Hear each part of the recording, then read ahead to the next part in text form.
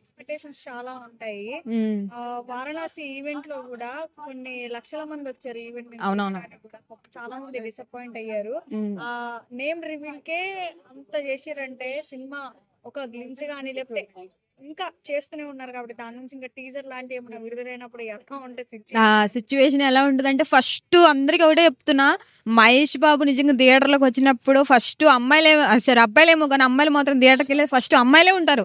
ఎందుకంటే మహేష్ బాబు ఫ్యాన్స్ కి ఎక్కువ అమ్మాయిలు ఎక్కువ ఉన్నారు కాబట్టి ఆయన ఉన్న క్రేజ్ కి ఆ రోజు ఆడియో లంచ్ లో కూడా ఆయన ఉన్న గెటప్ కే ఫ్యాన్స్ ఎలా చించుకున్నారంటే అలా చించుకున్నారు. కాబట్టి ఒక్క విషయం చెప్పాలంటే మహేష్ బాబు పెళ్ళి అవ్వకపోతే అమ్మాయిలు లైన్ కట్టారు, క్యూ క్యూ కొట్టేవారు. అబ్బాయిలు అసలు దేనికి పనికొస్తారు, ఇప్పుడు దేనికి పనికిరారు. అలాంటి ఒక్కడున్న సార్ అసలు. కాబట్టి ఆయన ఏ సినిమా తీసినా హిట్ అయినా ఫ్లాప్ అయినా మహేష్ బాబు సినిమాకి వెళ్తాము, చూస్తాము కంపల్సరీ. ఒకటి విషయం చెప్తున్నారు, మహేష్ బాబు అయినా ఏ హీరో అయినా సరే, నువ్వు 1 year చేసావా 2 years చేసావని కాదు, సినిమా హిట్ అయిందా లేదా మెయిన్ పాయింట్. కాబట్టి కంపల్సరీ మహేష్ బాబుని సపోర్ట్ చేస్తాము, ఆయన సినిమా హిట్ అవ్వాలని చెప్పి మనస్ఫూర్తిగా కోరుకుంటాం.